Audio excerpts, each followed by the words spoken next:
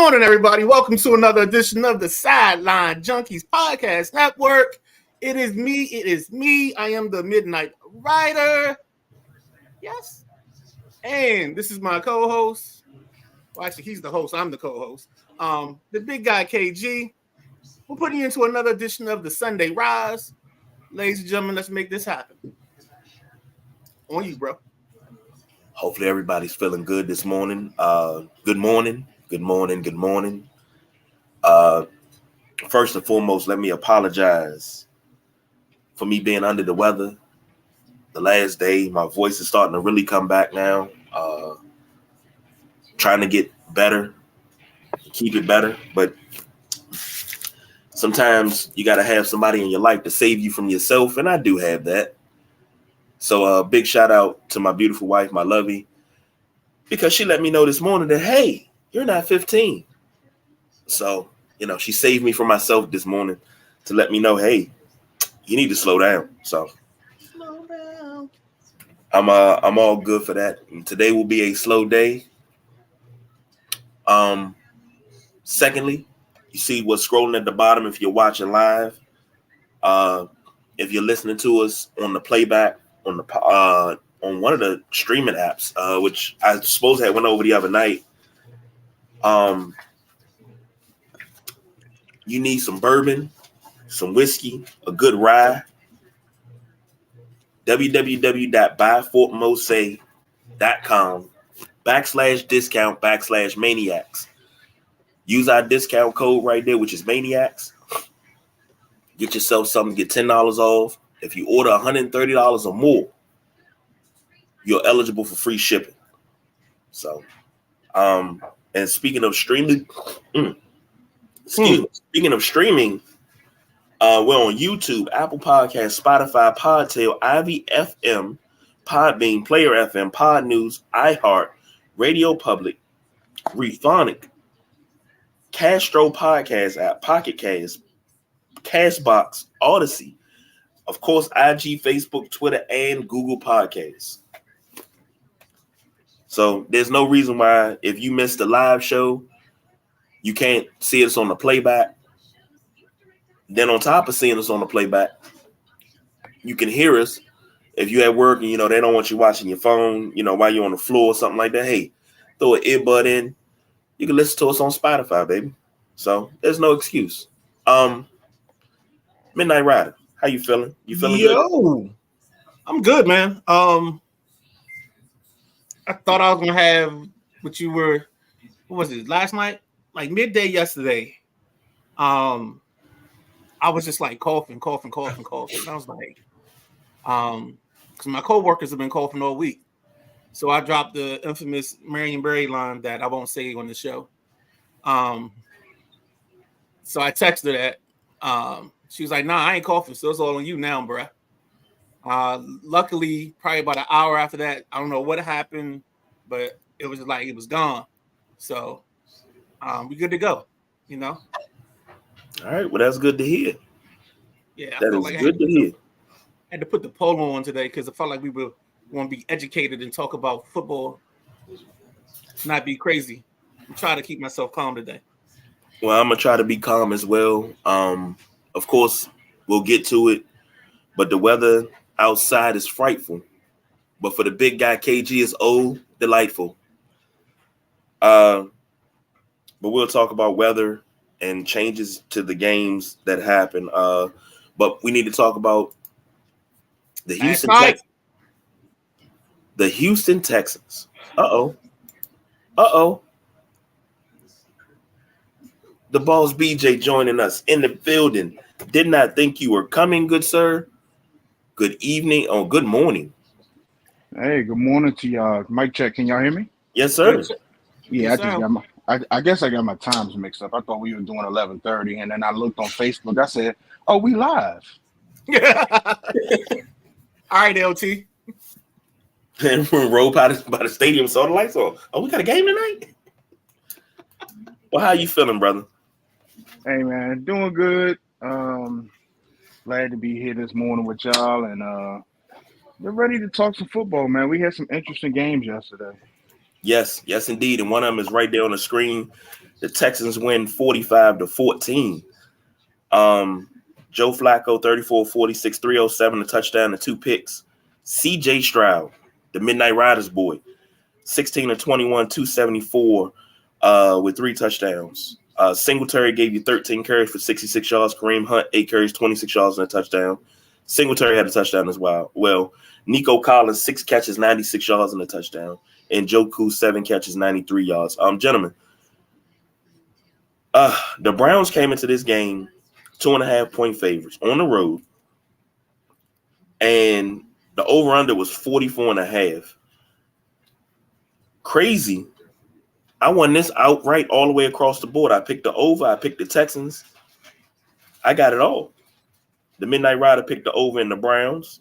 Sucks to be you right now. I should have bet that. But we'll start with the Midnight Rider, finish up with the boss, BJ. What you fellas think about this? Is this surprising to you? It wasn't surprising. I think we got another coaching star off of the limbs of the Shanahan family. Our little cousin Bobby Slowick Jr. Showed off last night with some of the play calling, some of the design. And then I think the other thing that happened was, we all know the story about Cinderella, how when the clock strikes midnight, everything turns into a pumpkin. She loses her glass slipper and she changes. And that's what happened. Joe Flacco last night at some point looked in the mirror and he realized he was Joe Flacco. And he went back to being Joe Flacco through 2 picks. And I think that changed the dynamics of the ball game because early on it was 17-14 and it looked like we were going to have a barn burner. It looked like it was going to be a shootout all night long and both offenses were going to take their turns. But turnover happens and here we are, 45-14. And you can't say enough about what this offense has gotten from Nico Collins and Devin Singletary. 2 guys that are cast-offs, guys that probably were somewhere else and did not do any of this where they were in their previous stops. So it's a testament to the offense and to the design. And I think you're going to hear Slowick's name this week, definitely in interviews, and you may hear him being called the head coach for somebody. B. Yeah, I'm very surprised by this game. Not by the Texans winning, but just by the score and just how the Texans kind of just and I know those are 2 pick six back-breaking interceptions. I mean, the first one was back-breaking, but then the second one was like that's the game because the Browns haven't showed anything other than that first 2 quarters of offense. After that, it was just like they couldn't really move the ball. The Texans defense kind of tightened up on them. But I was, if the Texans had won 45-38, 45-35, I wouldn't be as surprised. I thought the Browns would put up more of a fight. But the Texans look really good. And the offensive coordinator that the Midnight Rider spoke of, just if you watch that game and just watch the play calling and how those players got open and just how they kind of carved a very good Cleveland Browns defense. That we're not talking about 20th ranked. We're talking about top tier. You got Myles Garrett up there. I forgot the name of the kid. He has a long last name, but he's a beast. JOK. Yeah, JOK. I mean, they just and like I say, if you take if you take those 2 defensive touchdowns, we're talking about 28-14 is a more manageable game. But it's a lot of questions for the Browns moving forward. Even though they have their quarterback technically of the future, but on the other side, on the flip side, the AFC South. And, for me, I'm not the big guy, KG. I'm not going to put everybody in the Hall of Fame. We need half the East Coast for KG's Hall of Fame, right?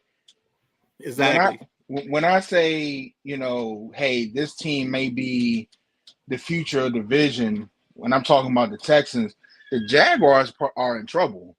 Like, the Jaguars were the cream of the crop, And you got to take advantage when you're the cream of the crop, kind of like New England did in the AFC East days, where there was no formidable foe in that conference, and they took advantage of that on the way to however many what they won, 6 Super Bowls, 7, however many were they won. 6. But now you had the Texans come in and absolutely smoke the Browns at home, and C.J. Stroud just looks like money, like that good fresh printed money, you know. That money going straight to Palestine, that type of money.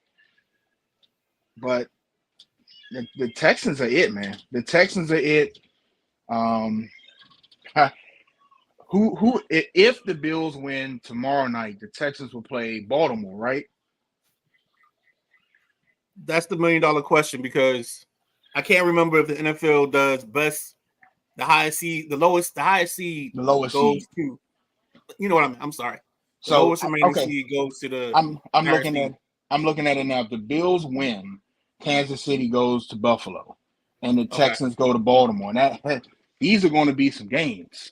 These are going to be some really good games. But you know, I mean, to stop rambling, just shout out to the Texans. I love what I saw yesterday. You always love seeing somebody that can turn a program around in a season or two and be relevant. So no, he was there for 5 years, wasn't he? 5 years? I don't know if he was. See, I was getting. I'm not even gonna do this. Was he there for 5 years? No. He could have been there for 5 years. You can't turn the team around in a season. Nah, That's you impossible. can't. That's ludicrous. It's not. You gotta change the name. You gotta change the owner. You gotta, you know what I'm saying. You gotta do. You know, you gotta have a build the culture. Yeah, you gotta do a whole bunch of stuff. It takes a while to do things like this, but man, shout out to the Texans, man. Shout out to the Texans. Now to you, culture builder. Now, see, I was gonna say something, but I'm gonna leave it alone. Yes, shout out to DeMeco Ryans. I'm not gonna say anything to diminish what he's accomplished, and him and the Texans have accomplished, and they did it in 1 year, as opposed to 4, which is great. Sometimes you can catch lightning in a bottle, and I'm glad that they did, because after the turmoil that they had to go through with Bill O'Brien, who destroyed a perennial winner, and just to recover from that, to get a DeMeco Ryans, to get a CJ Stroud, to really roll on, it's, you know, all they got to do is just keep building. So I'm very happy for them. No shade from me. Yes, you can do it in a season, but it seems like everything that's outside of PG County and DC and Ashburn, Virginia can do it in under 4 years, but can't do it here. But that's about to change. So can I just say something? And I say this all the time, and you know, it just kind of like was on display last night. You can have the Al Saunders 900-page playbook. If you're not calling the plays to the personnel that you have, if you don't understand the personnel that you have, and if you got a weak offensive line, you have to call plays tailored to that. Quick throws, you know, different little things, screens. You have to tailor your offense to what you have. And I think what we saw last night, Midnight Rider, what's the guy's name, the offensive coordinator for the Texans? Bobby Slowick. Bobby Slowick, I think he did a masterful job. You know, he looks like he's, you know, definitely up there with my favorite coach, Kyle Shanahan. It's just, you work with what you got, and you have to understand where your weaknesses are. If you don't understand where your weaknesses are, and you're calling plays, and you're diving right into your weaknesses, it's going to show. And I just, it's certain teams out here that understand what they can do, what their limitations are, and they call plays accordingly. And then there's other teams is just like, we're just going to call this play and see if it works. Chicago. Washington. It's just baffling sometimes looking at certain teams, and it's just like, why do you keep calling this shit if you don't have the personnel to run it? What do you have the personnel to run? And I think that's, you know, it's just, You make these guys look like geniuses. And don't get me wrong, the play calling was great last night, but it's just basic common sense. Call what you can do. If you have a weak offensive line, the ball has to get out of there. You can't do, or you have to be in shotgun, or you have to leave extra protection, or you have to shift the protection. You see teams out here that just, they getting bum rushed every play, and there's no adjustments. So just a little small rant. No, and he did a good job last night of moving the pocket, keeping the landing spot clean. But then you also got Stroud, who's a big, strapping young fellow who stood in there and took a couple hits on a couple throws, staring down the barrel. And it's amazing what quarterbacks get calls in terms of personal fouls when they get hit after they release the pass. Oh, my goodness. I mean, he got blown up twice where – I mean, there's other quarterbacks that if you tackle them too hard to the ground, it's a penalty. But the way this kid was getting hit, Patrick Mahomes. You all right, man? I know you got a cold. I know you still recovering. Patrick Mahomes. Oh, God. It's bad. Oh, my God. You lozenge, sir? Lozenge. Oh, man. But yeah, I mean, like I was saying, before BJ got a bad coughing spell, it's just one of those things where this kid stood in, throws the ball to a certain window, and his receivers are just there. I mean, this is the same offense because this is Shanahan offense where, a guy like Jabari Gaffney had 1,000 yards receiving one year. So the offense dictates and gets guys open and helps guys, get results. So it's just another version, another iteration. And Cleveland did it some last night too with, they kind of remind me of the 2.0 gives where they were moving the pocket for Brunell. They did it a couple times with Flacco moving the pocket. And it's just, I like that. You get a different perspective of the field. You kind of know where you want to go, what you want to set up.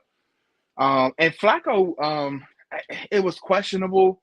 I thought it should have been called. He initiated a slide. He got blown up. He got blown up on that play and there was no call. And I said to myself as soon as it happened, if that was Mahomes, that would have been a flag and possibly an ejection. But he initiated his slide. Usually, if it's a hint of them about the slide, the players pull up. And that boy spent on top of Flacco. Okay, that's what I thought you was talking about. Yeah, he spent on top of Flacco. Wait. Did y'all see the edit of that? Yeah. The Electric Boogaloo 2. Oh, no, I seen the Booker T joint. Can you dig it, sucker? He did the whole spin-a-rooney on top of him. Nah, I got the one where it's like the Electric Boogaloo 2. We'll exchange those in the chats.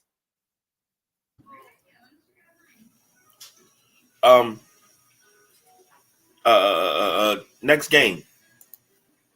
Dolphins versus Chiefs. Quick question. When we look at this game,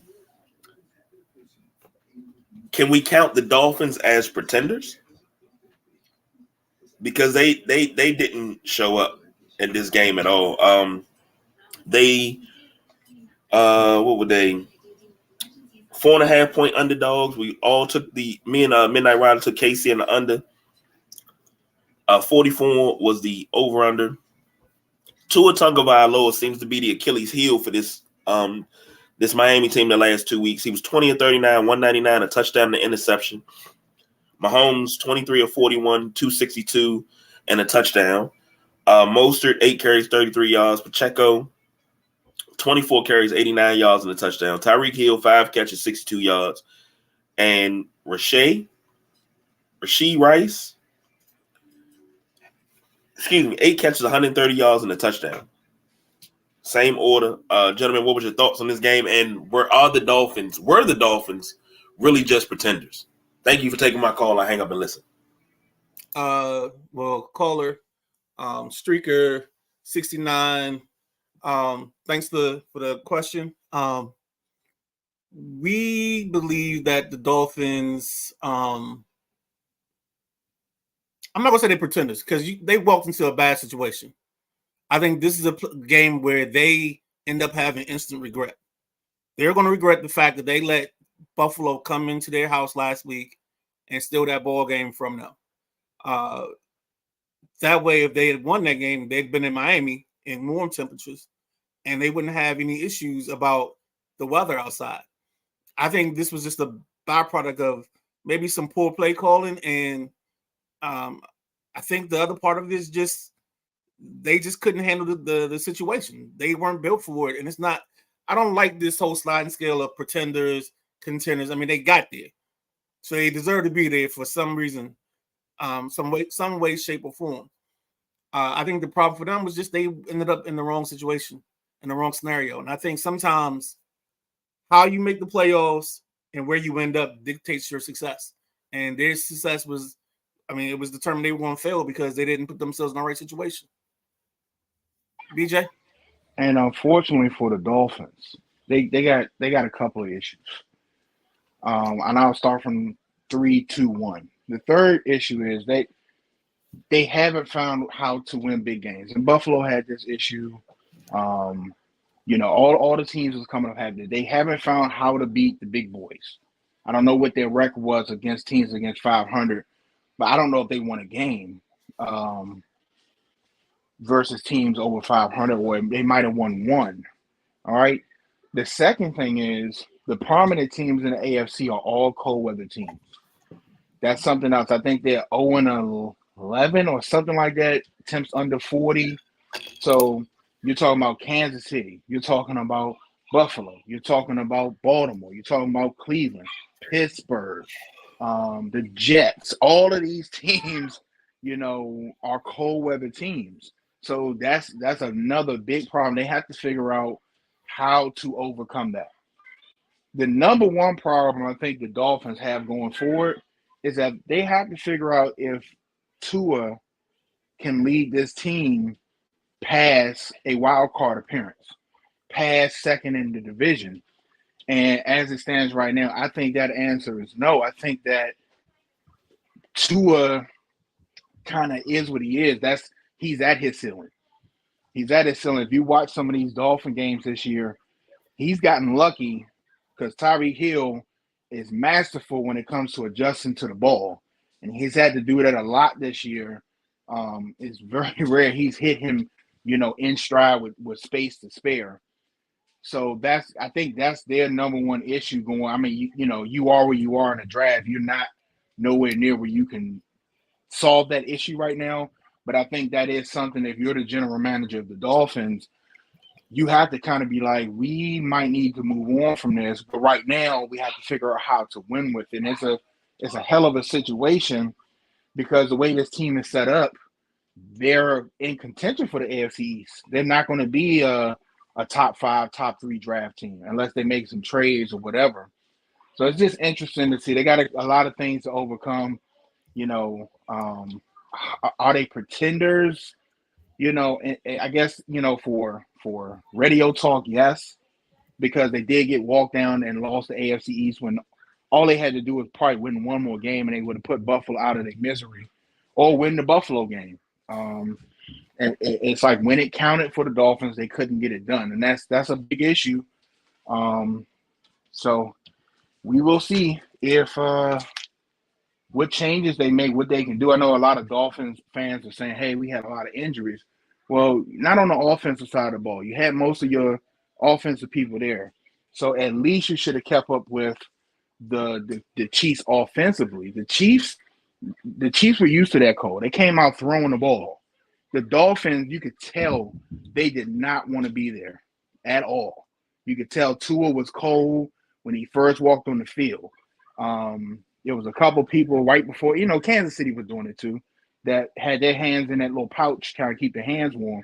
But I noticed Tua was cold. And you can't be freezing cold and play a wild card game and win. Shout out to Chef Chris Smith. He says, good talk, my brothers. He's getting that off of YouTube. And I know on Instagram, when I was on the Instagram, we had Walk by Faith. I think it was 1982. As it was unit on Instagram. So shout out to both of those people. Thank you for watching. Continue to watch. Make sure you click like and subscribe on YouTube. Or make sure you like us on Instagram. That way you can get these live notifications automatically. Go ahead, KG. Most definitely. All right, next up are the current games that are happening between today and tomorrow. We got 2 games today and 2 games tomorrow. Suppose I had a triple header today. We had a conversation about it on Thursday, and we really got into it. BJ was in the comments, myself and the Midnight Rider. Perry was in the comments. But we'll talk about that game down the road. But it's one game that's been moved due to weather. First up is the Packers versus the Cowboys. And remember that all lines are brought to you by FanDuel, our official, unofficial sponsor of lines for this whole entire season. The Cowboys are 7-point favorites. The over-under is 50.5. Midnight Rider, I'll start with you. What you got on this one? This is going to be one of those games where I think the offenses are going to show out. I think Aaron Jones is healthy, so anytime he's in the equation for the Packers, they're a totally different ball club. So by watching this game, you see the Cowboys have their explosive offense, CeeDee Lamb, where they move all over the place. Dak Prescott has played good football. The storyline, of course, is Packers coach Mike McCartney coaching against his former team. I think both offenses are going to shine. I think Love is going to show you what Love is about. Even though Cowboy fans are going to ask what's Love got to do with it, but he's going to show you it's not a secondhand emotion. So we're definitely hitting the over on this. And I think the Packers will cover, but unfortunately, those damn Cowboys will be able to get up tomorrow and say, we them boys. I think the Cowboys win, the Packers cover, and we hit the over. Go ahead, BJ. Oh man, I'm going with the Cowboys today. I'm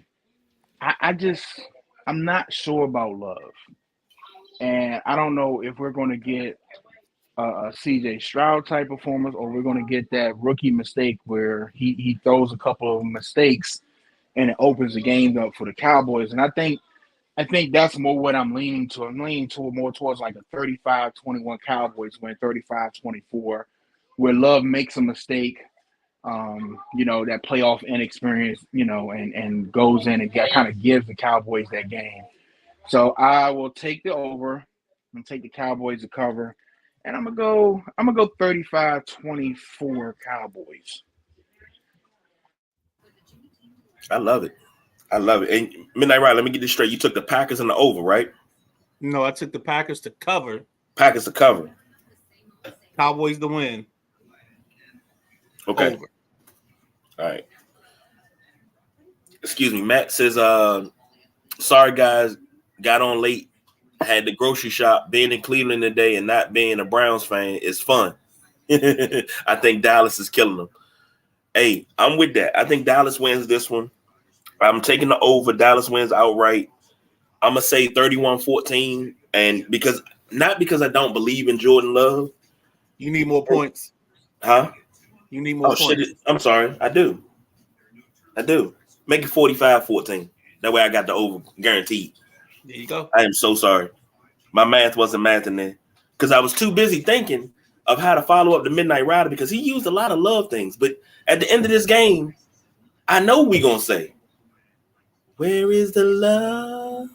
Where is the love? That's what we're going to be looking for. We're going to be looking for that. Shout out to Donnie Hathaway and Roberta Flack. But this is going to be a good game. Dallas is going to ride high for a week more. That's all I'm going to say. I'm going to leave it at that. Dallas is going to ride high for a week more. And we're going to hit it. We them boys. Okay. Next up. This is the Packers Cowboys, the 4:15 game.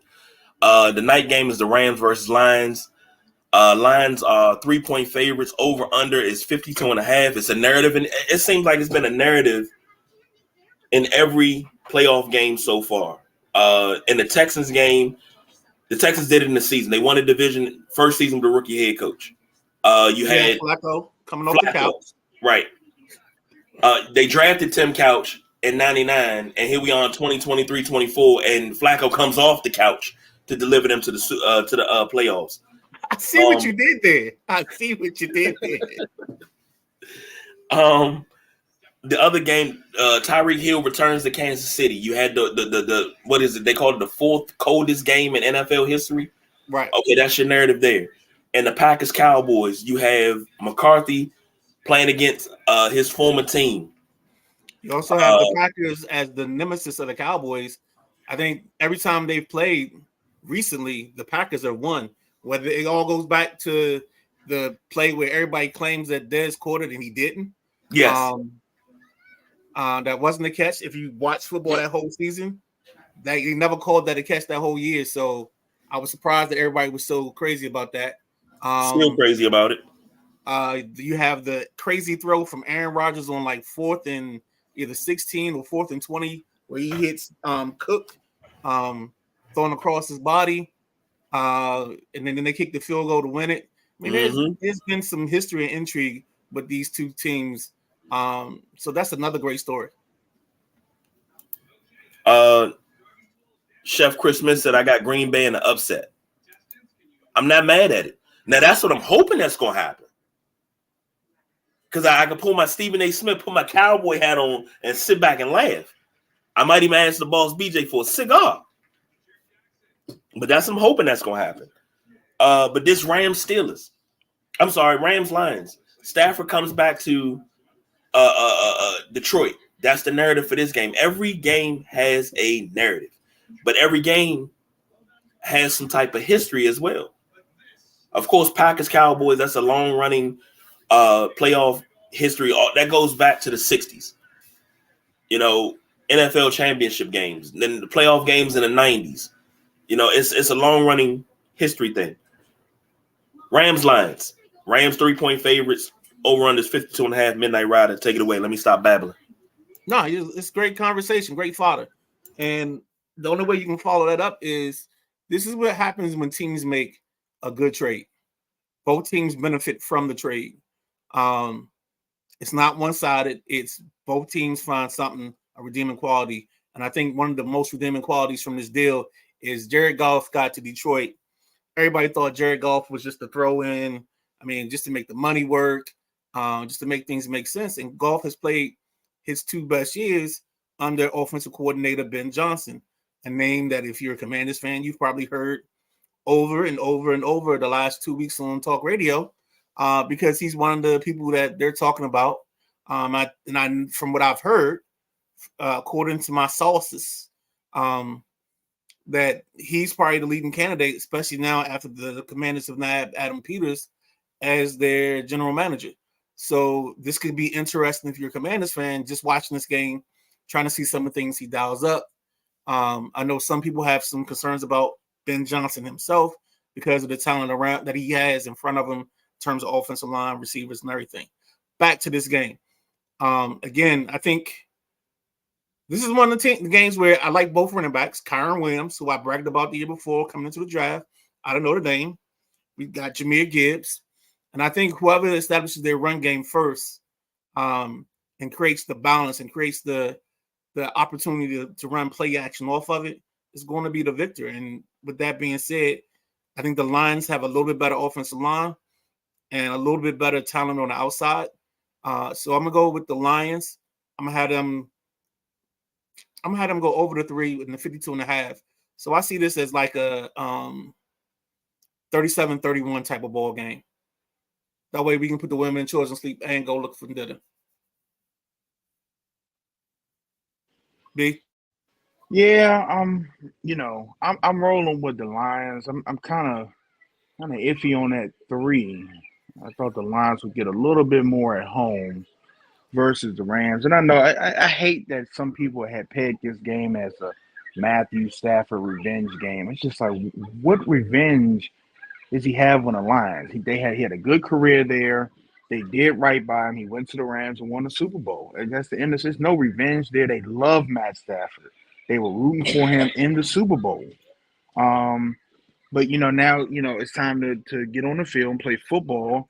And I believe in the Lions today. I think the Lions are going to cover that. I think that this is going to be one of those deals where the Lions blow this game open. So give me the Lions today. 30-27. 38-17. I gotta agree with everybody across the board. The comments. Speaking of the comments, let's get to those real quick. Matt says, "I want the Lions to win. Afraid Rams win." Chef Christmas says, "Lions all day." I want the Lions to win as well, but I think the Lions do take this. I'm gonna take the under. It's not gonna be a pretty win by any means. It's gonna be slow for the first 3 quarters, and then all of a sudden the Lions gonna hit the gas and they gone. So expect it to be like a 13-10 ball game for a little while, and 13-10 Rams, and then all of a sudden it clicks for the Lions, and then next thing you know, they bust it open, and it's 27-13 final. And I'll take the Lions in that one. They do what? Huh? Never mind. What I say? Nothing. What I say? Nothing. You didn't say anything. What I do? You didn't do anything. What did I do? What did I do? Nothing. I was gonna mess with you about something, but I'm gonna leave it alone. What did I do? All right. Next up, this is a game that's very interesting to the boss BJ. Interesting to me because I was looking forward to capping this off. I think this was supposed to be the night game, wasn't it? Or was it supposed to be the early game? This was the 1 o'clock today, so that's why if you look at all the shows, like I'm a big NFL Network person, so NFL Network doesn't start their pregame show until 1 o'clock today because this is supposed to be the 1 o'clock game. And just think, we don't get this game if Miami wins, right? And we talked about this game on Thursday, and I have my own opinions about said game. I don't like that they moved this game to 4:30 tomorrow. As I said in our Sideline Junkies 24/7 group, I reached out to the Midnight Rider, the boss BJ. All the fellas in the group was like, y'all got to be the drivers. Everybody just figure out who you riding with. Let's go up there and clear this parking lot off. Let's clear this stadium off so we can get this game today. Like, I was ready to go last night. Yeah, but $20 an hour plus free food, I'm with it. Yeah, the only problem with that is we'd have made it to the outskirts of Buffalo, and the no travel provision would have kept us from getting into the city. So we'd have been stuck on the highway. Time out. Yes, we would have. No, because you know why that wouldn't happen? Why? Because I got one of the greatest professional drivers in my convoy. I don't have to worry about that. That you can't see his face. That man, that box down at the bottom, the boss BJ, he's leading the convoy. I know he's gonna clear the way. I seen this dude. He taught me how to drive in the snow. We good. I understand that. But see, there's a little thing called the mayor and the city ordinances saying that you couldn't travel at this time. So yes, BJ could have. Hey, don't deny the man that he may have been able to get us into Buffalo. All I'm saying is, if you saw, like, Matt, go to Matt's second comment. Matt is saying, like, that video shows you there's a reason they canceled this game, and this isn't about the world becoming soft. It's not that commentary. This is actually us being responsible. Something that we may not have been good at back in the day, when we were sitting in the front seat with no seatbelt on, pouring beers for our dads as little kids. I'm just saying, if we would have went up there and helped Bill's Mafia, we could have had that place cleared in at least 10 hours. We would have had it ready, and we could have. But here's my thing. This is a question. I thought most new stadiums came with heated grass where you just turn the heat. You can turn the heaters on. Right, but Buffalo Stadium is old. That's not. But they've done so many Buffalo Stadium. Even with that, KG. I'm sorry. Go ahead, BJ. No, my bad. I know I stepped on some toes right there, but they don't have that. And I was trying to let y'all finish, but it just reiterates what I was saying about the new stadium. I just don't understand why they're not building a retractable. They don't have to have a dome, but a retractable roof, because even with the new stadium, you're still going to have these issues. where you're going to have these late December, January, and you're going to have issues with the lake effect snow. And here's the other thing that nobody's talked about. Let's put Buffalo at a disadvantage. Even if they go in and handle business and beat Pittsburgh like everybody thinks they are, they're on short rest. They might play Saturday. They might, you know what I'm saying? If they play Saturday, you just played Monday. Yes, you don't have to go anywhere. You're home, but now you got to prepare for another game at home. And this isn't the 90s Buffalo Bills team. This weather puts this Buffalo Bills team at a disadvantage because they are a pass first team.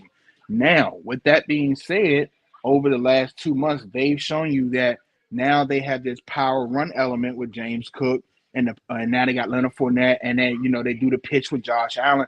They can run it down your throat. So and they're balancing it out a little bit, but I just don't get, and I almost think it's a conspiracy theory, why this team is not building a retractable roof stadium. Just like I don't get it. I don't get it. Because they have too many fans that would fall in line with KG and be like, stop being soft. We Buffalo, we built for this weather. This is what we do. I don't know why you trying to put us inside or indoors. We've been doing this since 1963. I remember when OJ and the offensive line rushed for 2,000 yards in 1974. Like, you're going to hear all that stuff. Are you on mute? Oh, that was petty, and I shouldn't have said it. So I'm glad I was on mute. What did you say, man? Because you started talking, and it's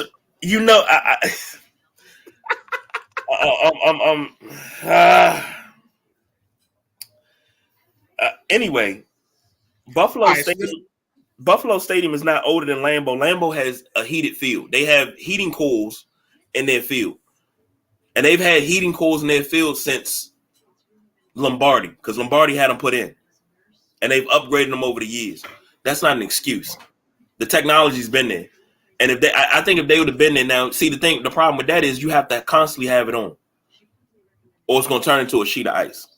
But I get what Matt's saying. I seen the snow, and what was that? A couple of years ago, they had the same thing happen. I don't think it was as much snow, but it was pretty bad storm that came through. I think it's when the nor'easter came through, and we got like almost 10, 11 feet of snow, and they cleared that stadium off, the seats, everything. They cleared it off in like a day. Yeah, it's cold, but I mean, it's wintertime. Like, what the fuck do you want? Anyway, Buffalo's 10-point favorites. Over under 37.5. Boss BJ, this is your boys. You want to pick the winner? I go first. So I go first, not him. Come on.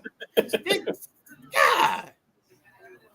So in this game, Steelers are without TJ Watt. But I think Nick Herbig and Alex Highsmith do enough in his absence to make this at least interesting. So I'm gonna give him a chance with Rudolph. He may not be able to guide the sleigh all the way tonight, but I think he's gonna make some damage and kind of solidify himself as a potential option for Pittsburgh going forward.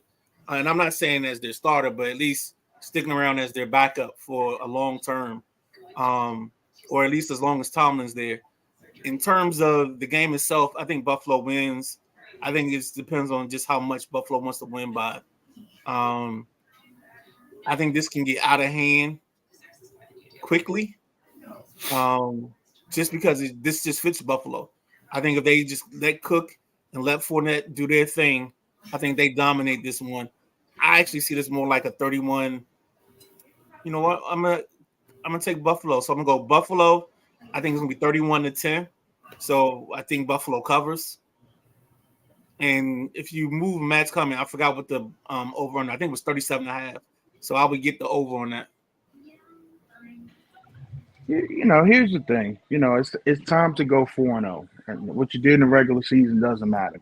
It's playoff football, wild card weekend. You're at home. We already know that that stadium is going to be a madhouse. Pittsburgh's not going to be able to hear anything. Um, but I got Gabe Davis is out, and it's going to be interesting for the Bills. We know that the field is going to be clear for them to pass the ball if they want. Now, Khalil Shakir, this is a game where you got to see what you got with him. You have to, because it's wild card. You need people to step up, but it's a big question mark on Gabe Davis going into when it's time to resign him. Do you want to keep him because he hasn't produced what you need him to produce as a number 2 receiver? Taylor Rapp is out. He closed the game against Miami last week with the interception. He's out. So you got two guys that don't contribute that are out. But I think that Buffalo is going to do enough. But I think they still haven't got me to the point where they're not tripping over themselves and letting teams stay in the game. So I think Pittsburgh covers. And I think this is going to be like a 28-20 type of game where, I think it's going to be Buffalo in control when Pittsburgh scores late to cover the spread type thing. But give me 28-20 Buffalo. Once they clear the snow and stuff, you're not going to, I don't think it's supposed to snow or do anything Monday. I won't be able to watch the game, unfortunately. I'll be at work, so I'll be checking on the updates. But, yeah, give me 28-20 Buffalo, and Bills win. Uh-oh, what happened? I think we lost the big guy. We lost. There you go. Oh, there you go. He playing games. Yeah. I think he got upset about the black and white comments. Sorry, fellas, I'm back. I don't know what's going on this side of town, but the wind just picked up really, really well, and we just had a transformer blow. Oh, so was it up? Never mind. I'm not gonna say that. Low hanging fruit, bad joke. That was a bad joke. No, bad joke. We're not even gonna do it. But bad joke. I'm gonna be quick about this. I'm gonna take the Bills in this one, and the Bills are gonna win big. I'm taking the Bills 31-6. No doubt about it. 31-6. Josh Allen shows why he does Josh Allen things. Only thing that I'm hoping that I see in this game, and I said something to the boss BJ about it the other night.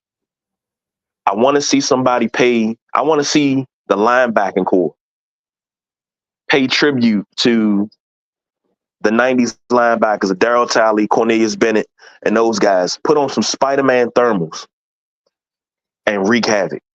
You got to put the Spider-Man thermals on, the red and blue ones. Speaking as a Buffalo Bill fan, I don't want this team to pay homage to anything 90s. Okay, the 90s for me are in the toilet. Flush it, let it go. I don't want to see anything. I don't want to see the 90s uniforms, nothing. I want them to go on the field as the 2023, 24 Bills. Don't pay homage to anybody, because we know how that jiu-jitsu work. No, sir. Right. Okay. You know what? I get where you're coming from, and I can't argue with it. So I get where you're coming from. But I just want to see the Bills run off these 4 straight wins. Win today, 1 down, 3 to go. That's it. And that's all. And one more thing. Matt's got an interesting comment. Can we get the Matt's comment? Can you pull it up there? Transformers more than meets the eye. That they are. Go ahead, B. I'm sorry. I forgot what I was going to say. I just had one of those moments. Oh, okay. Now I know what I was going to say. Whether you like the Buffalo Bills or not, and I'm not saying this because it's, I'm a lifelong fan. It's only how many teams you think that can run the table and actually beat every other team in here. I think Buffalo is one of those teams. San Francisco is one of those teams. If Baltimore plays the way they play, they can do it. They just got to go 3-0. But I just think that it's I don't really have faith in Kansas City, Because guess what? If Buffalo wins this game, guess what Patrick Mahomes has to do? He has to come to Highmark Stadium. The cold ain't the factor, but he's not. We're not in Arrowhead, So that's going to be and everybody's over the last couple of years, everybody's going to be excited for the Buffalo Kansas City matchup, and that's a demon that Buffalo has to exercise to beat Kansas City when it counts in the playoffs. So it's going to be an interesting week. Interesting next 2 days, and an interesting week. And I'm gonna say this: for every win that Buffalo gets, we got to do something. The game ball got to come to Boss BJ. Then when they go to the Super Bowl, and I'm gonna look like a genius. So me looking like a genius, we got to do something special for the Boss BJ. We got to take him out, have him in the atmosphere, so when he gets that Super Bowl win, he can breathe that sigh of relief. And then, we need to make plans to take him to the parade. That's how I'm feeling right now. That's how I feel about this Buffalo team. They are on their way. And I love them for it. I'm living vicariously through them. So next up, a team that I was living vicariously through was the Philadelphia Eagles, but they've dropped off the face of the earth. They visit the Bucks. Now, the Eagles were the number one team in the league at one point in time. Now they are in the wild card round, 2.5-point favorites, over under 42.5 in Tampa Bay. Baker Mayfield versus Jalen Hurts. Do we have a narrative for this game, Midnight Rider? Well, this is the place where Jalen Hurts went and failed 2 years ago, playing against the Tom Brady-led Tampa Bay Bucks. This is the game that everybody left out of this ball game, questioning whether or not Jalen Hurts was legitimately the number one quarterback or the future quarterback of the Philadelphia Eagles, which led the narrative for the following season. This wrote his script, and this is what he had to overcome. The other narrative is Baker Mayfield. Baker Mayfield has bounced all around the league since making those great progressive commercials in Cleveland, and since then he's gone to Carolina, St. Louis, and now he's in Tampa Bay. And what he's done in Tampa Bay this season, I think you need to get I forget their offensive coordinator. I think his name is Cornelius. I think he needs to be in some conversations, because we had a team that nobody thought was going to do anything. Now, luckily for them, they play in one of the worst divisions in football, so they got here based on that. And then it doesn't hurt to have Mike Evans and Chris Godwin on your team as well, and a solid defense. And that's all that's happening. But in the narrative, I think the Eagles finally find themselves some get right. I think they win this because I think Baker's banged up. I just don't see enough from the Bucks. I think the Bucks just one of those teams that benefited from having the teams on the schedule that they had. And if they played any other schedule in any other division, they wouldn't be 8-8 or 9-8 in division champs. So I take the Eagles. I'm taking the Eagles to cover, but I think we're going to be at the under. I think we're going to be under the 42.5. So I think it's going to be real close to like a 24-17 type of game. Here we go. This is another team in the Philadelphia Eagles that kind of was slipping and sliding towards the end of the season. And for me, I told you, I thought Buffalo exposed them 6 weeks ago. And they've never been right since that game. So they won that game, they have not been right. I'm taking the Buccaneers today. I'm taking the Buccaneers. I think we're looking at 27-24, 24-20. I think the Eagles, well, they're missing A.J. Brown today, I believe, right? No Yep. A.J. Brown. I think they do enough to shoot themselves in the foot. I don't think it's going to be anything special the Buccaneers do, even though if Baker Mayfield came out and just had a hell of a game with the receiving core he has, I wouldn't be surprised. But I think the Eagles are going to shoot themselves in the foot and give this game to the Buccaneers. Give me the Bucs to cover, and that'll be over the point spread. All right. Matt says, how great is it going to be when Baker Mayfield leads the Bucs to a W? Cleveland is sitting at home. I agree with that. That is going to make my Monday, because I'm letting you know the second I get to work, 92.3, Ken Carmen, Anthony Lama. I'm gonna be there listening. So all the Baker heads, I don't know what they're called. They're not the Bake Pack, but they had a nickname for all the Baker fans. I can't wait. I think they called them the Baker Hive. I can't wait to hear this. That would make my weekend.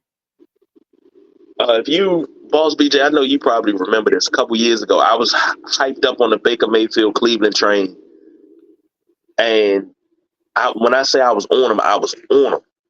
You know, hey, this team's going to the Super Bowl. They got it on the cusp, and whoop-de-whoop, and yada yada, and they never fucking panned out. Well, that's because back then, the guy that we talk about a lot, David Njoku, was heavily invested in the Jane part of his abilities, and he wasn't playing like this guy that's played with Joe Flacco. If you're giving Baker Mayfield this version of David Njoku, he'd still be in Cleveland. We still have great progressive commercials, but instead we don't. So yeah. And the question, I mean, I know I said it before, but I wonder what David Njoku you're going to get going forward. Agreed. I love how the Boss BJ took the Bucks in this game. I want to follow him so bad, but I'm going to say he taught you to drive in the snow. Yeah, I'm going to say, I'm going to say Bucks cover. It's going to be a close game. Give it to me. It's going to be, give me the Eagles in the over, but Bucks cover. 31-30. Oh. Last second field goal by the Eagles to win it. Spicy. Yeah. So yeah. I'm not feeling too great about it, but it is what it is. Next up, we got a Wizards fan on Boss B. Whoa. What happened? We don't do any bold picks or safe bets. Oh well, I mean, okay, let's do it. Yeah, we're not. It's okay. I thought that was but we're not. Be good. I'm sorry. Look, I'm sorry. Bold predictions. I am so. Since I started this mess, I'll go ahead.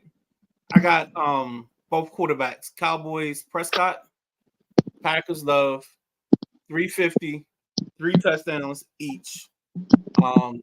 I think Jalen Reed for the Packers gets 2, and I think CeeDee Lamb gets 3 for the Cowboys. You know what? I'm leaning towards Baker. Yeah, I'm leaning towards Baker Mayfield. Give me 303 for Baker. Ooh. I don't know what that means, but it sounds provocative. Gets the people going. Yes, indeed. I'm sorry. I'm a little distracted because I'm sitting out here looking out my window in my living room, and I have snow flurries flying around. All right. Since I got everybody here, I mean, we could pick a place to meet up. Anybody want to play football? That's all I'm asking. Yeah, I'm about to watch some football, but I ain't playing none. Come on, man. It's snowing. I don't never want to come outside. Y'all want punishment or something? Well, you can call it that. I know these 2 shoulders and this knee, I can barely stand up right now. You talking about play some football.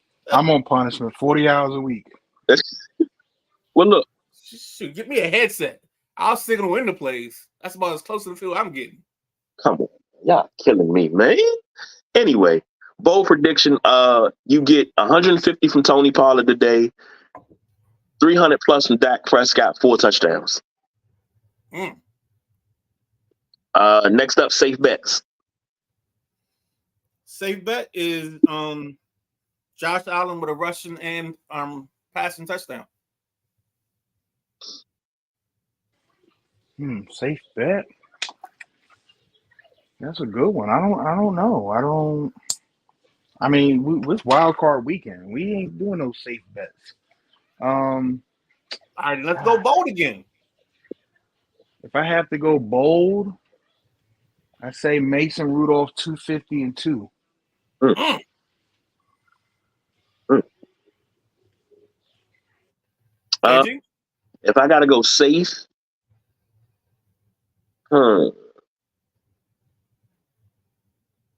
Josh Allen over 100 yards rushing. Mm. Hold on, got a comment here. My safe bet. This is what Matt said. My safe bet is Cleveland radio. Talk radio will be must listen tomorrow. I agree with that. I I might. already know it. I might even have to mess around with that. It's on the Odyssey app. That's all I'm gonna say. Quickly, the Wizards acquire Marvin Bagley and a couple of other players from the Pistons. Knee-jerk reaction. It doesn't make the Pistons better, and it doesn't make the Wizards better, fellas. I think this is a space trade. Like they know the Wizards know Danilo Gallinari isn't a fit for them. Because the second that Daniel Gafford is off the court, every team's big man gets to have a field day, and it's like homecoming. So Bagley is just there to just be Doritos insurance. Doritos insurance. Oh, I'm sorry. You remember I called Gafford a bag of Doritos in that trade back in the day. Yeah. Yeah. Yeah, I think this is one of those things. This is the Wizards. This is what they have to do. Because Bagley is a former what two overall. Yeah, something like that. Yeah, and this is third team, ain't it? And it's just one of them things where this is the only way as a Wizards you can get talent like that is to get somebody that's struggling and maybe hopefully they get a change of scenery and get a spark. And this is what the Wizards have to do because they're a bad franchise. Just like the whole Jordan Poole thing. It's just like you rolling the dice, you hoping that he brings championship experience and the leadership from the Golden State Warriors, and that definitely isn't the case from what we saw from him. So when I saw it, I just looked and I looked and I was like, what was I doing? I think I was cleaning my sink. Let me finish cleaning my sink. It's just one of them things. This is just Wizards being the Wizards. All right. Quickly, sticking with basketball. The other night before last, the Chicago Bulls honored entrance to their Ring of Honor. The 96 Bulls, greatest team ever. Bob Love, Phil Jackson, they raising people that deserve it, banners to the rafters. And when they got to Jerry Krause, the crowd booed, and his widow, Miss Thelma Krause, was there. The look on her face when they booed Jerry Krause was heartbreaking. For whatever you feel about Jerry Krause, for how the dynasty was ended and his hand in it, I understand it. But this was a night of celebration. We weren't celebrating how it ended. We were supposed to celebrate that it happened. And as a Chicago Bulls fan, I am disgusted. I am upset. And I am ashamed that a fan base would do something like that and ruin a special night that was already kind of tainted, and you made it even worse. So I don't feel that was appropriate for the time. And I'm sorry she had to go through that. I'm sorry she had to experience that. And, people coming out, well, we didn't boo her. Doesn't matter. You may didn't boo her, but you booed her husband on a night that he was being honored. If you knew he was going, they announced all the inductees. You knew he was going in. That wasn't necessary.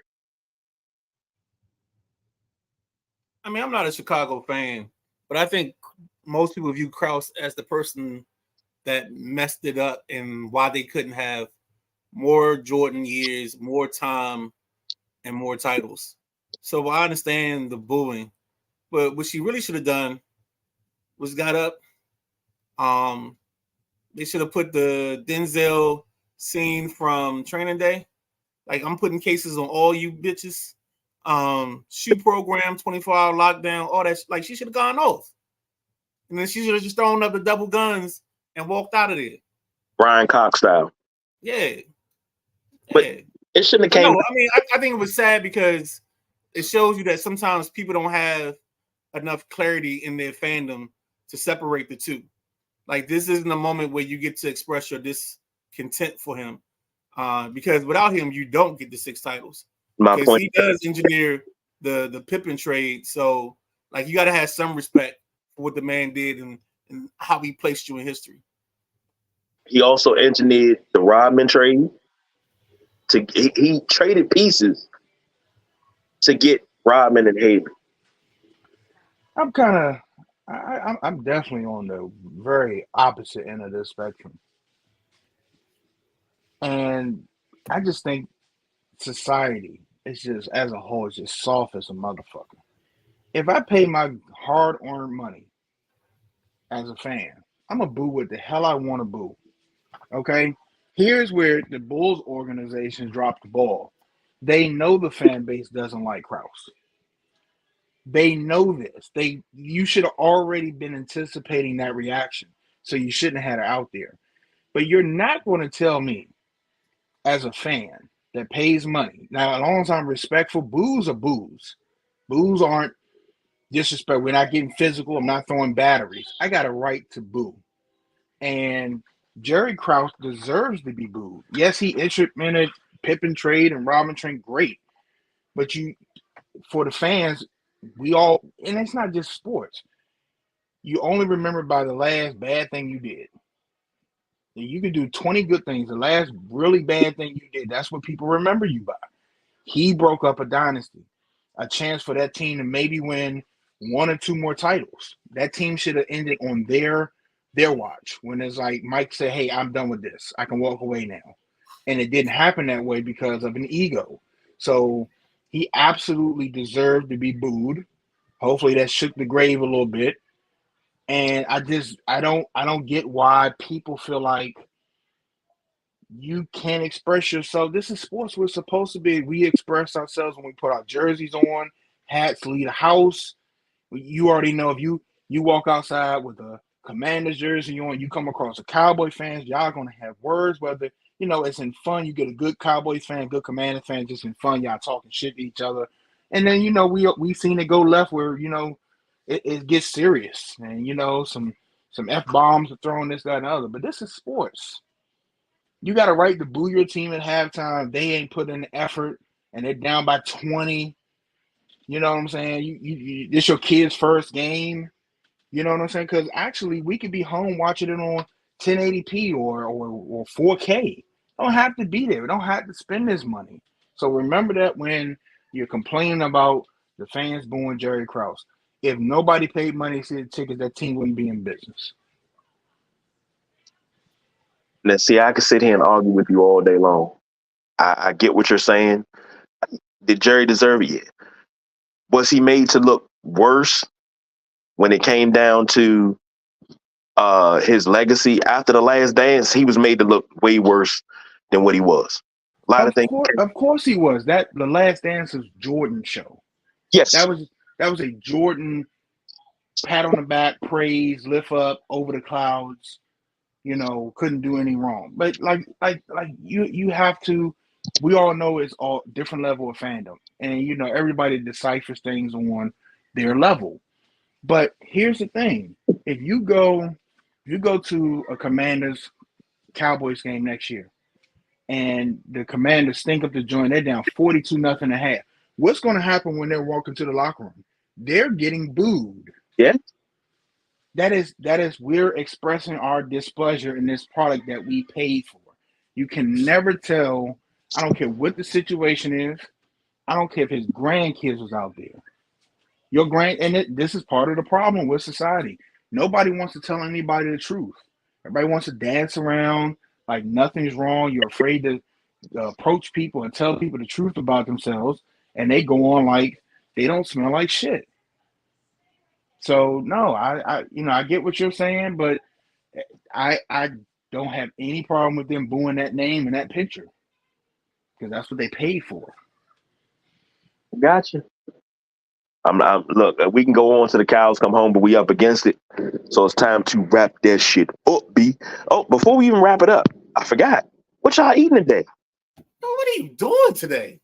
I'm off today. Like, come on, man. Don't do me like that. What are we doing here? You wanted? Oh man, what are we doing here? I'll be at work, so I'll be eating whatever comes by my way. So nothing special today for me. Yeah, so yesterday we ended up making the chili yesterday. So I got some leftover chili. I may have to go out and get some rice or something else to go with it. But we got that, and then we may have an outside option because I picked up some drumsticks from Safeway on the cheap. So I know they gotta get cooked like today or tomorrow because them ain't the sales price tells me that ain't something you gotta leave. You can leave sitting around the house, if you know what I mean. I know exactly. Hey, that sales, depending on what the sales price is, you calling the house. Hey, turn the stove on. Yo, I might just cook them now and just get it over with, dog. Been there. Because they went from like $8 to like $3. Yeah. Yeah, we got them in the oven. Yeah, them corn dogs saw State Trooper. Yeah, exactly. I'm trying to, depending on the power situation, I was supposed to cook a Texas barbecue dry rub boneless pork loin with baked potato, and I hadn't decided on the greens yet. I want some asparagus, but I may just settle for some broccoli, and I'll find something sweet. Might get in the kitchen and make a cake with the wife. Matt says rotisserie chicken, au gratin potatoes, and crispy Brussels. That sounds good. That sounds real good. Really, really good. Now it's time to wrap that shit up, B. I'm gonna go ahead and start teasing it now. Come Saturday, the WrestleManiacs will return for 2024. It's been a real busy couple of weeks, but the return will come in 2024 on Saturday. So Pete, please look out for that. We got a super show coming because we got to do picks. So that means the title's on the line once again. Hopefully I can get back what's rightfully mine so I can wear it on every show, but that's different. Fellas, you got any parting words before we go? I got Peacock, baby. I don't know what that means. But because of last night's game, as you all know, your boy had to go ahead and post up and order Peacock. I guess I'm gonna keep it around because I at least get WWE access.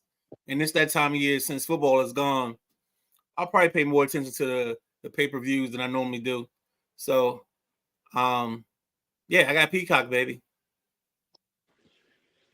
I will give Peacock one thing. Their app streams way better than that piece of shit ass Paramount. I'll give them that. But I think it was a complete abomination that you had to watch that game on a streaming service.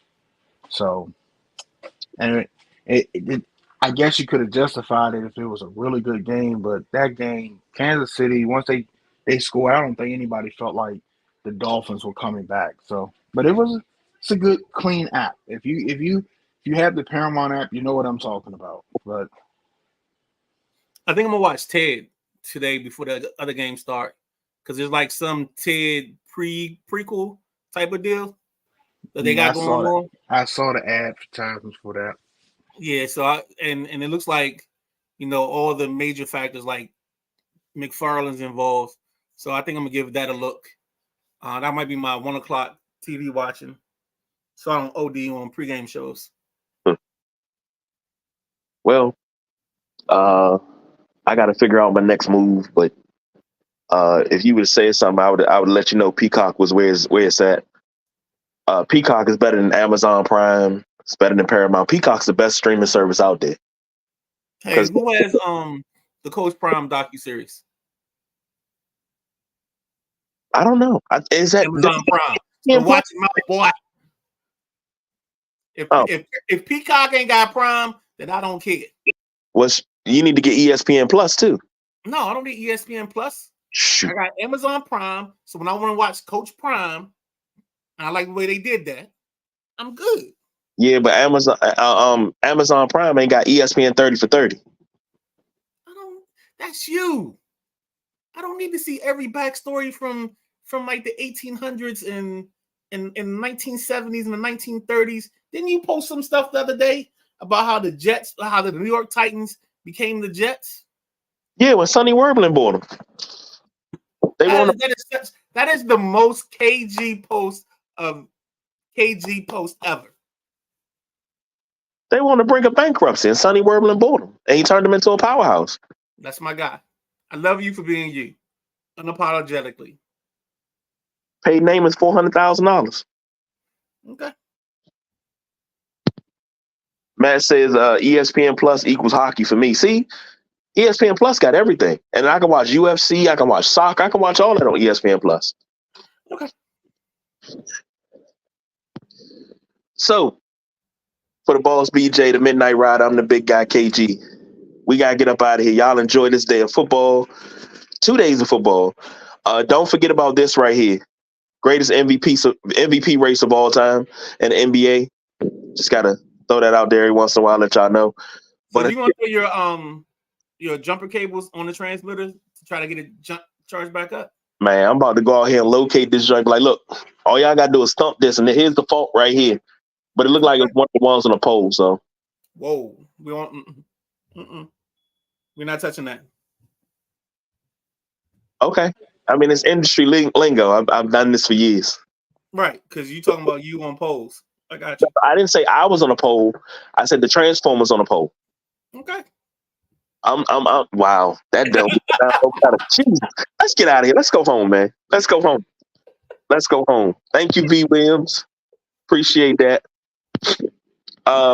Until Tuesday, we out of here, y'all. We don't do no overtime. We are out of here.